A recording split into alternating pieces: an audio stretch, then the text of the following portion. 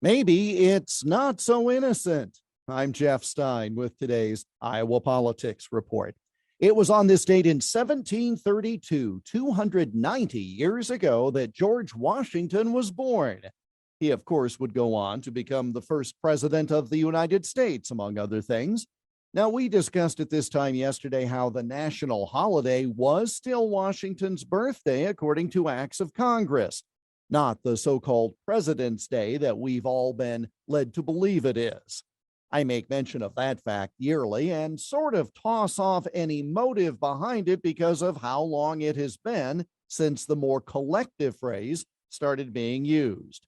But given the nature of revisionist history these days, and the sense that maybe all this indoctrination has been nefariously going on for decades longer than we may think, I'm now firmly convinced that forces who are against the best interests of our country would like nothing more than to have the ideal of Washington stricken from our history and our consciousness.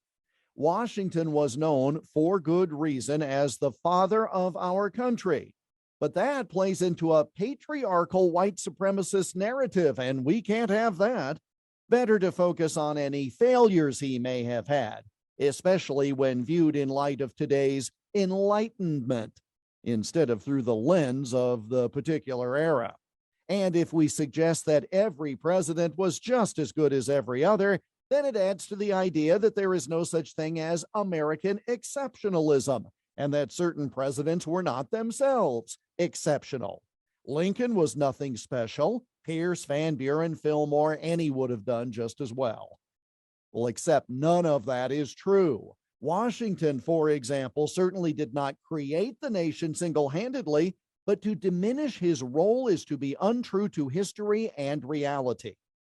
So, named national holiday or not, it is worthwhile to take time today to cite George Washington as an example of why America is the greatest nation God ever blessed, because it is full of examples of people who stood up when needed, answering the call to serve with their unique talents. They should be noted and respected, not subjected to a new narrative with an anti-American purpose. And that's the Iowa Politics Report for Tuesday, February 22. On Twitter, Instagram, Getter, and Parler at Iowa Politics. I'm Jeff Stein on News Talk 1540 KXEL.